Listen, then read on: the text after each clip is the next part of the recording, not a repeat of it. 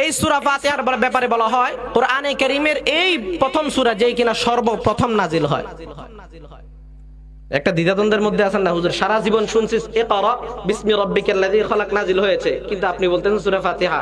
ওইটাও রাইট, এটাও রাইট। ওটা হচ্ছে পূর্ণাঙ্গ সূরা না, ওটা হচ্ছে আয়াত।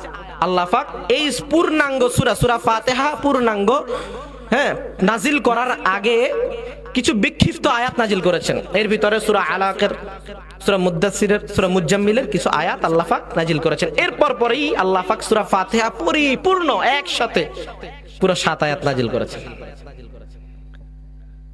এই পুরা সূরা। আসেন আমরা একটু জানি না সূরার ভিতরে কি আছে, ঢোকা দরকার আছে না নাই? সূরার ভিতরে ঢুকবো কি ঢুকবো না?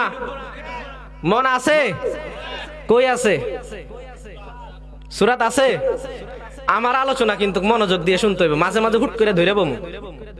মুরব্বী জানেন কি এটা কোন জায়গায় আলোচনা চলতেছে? এই আলোচনা এভাবে না যে বইছি ঘুমাইতেছি হুজুরে বলতেছে ঠিক আছে কিনা, উঠে বলতেছি ঠিক।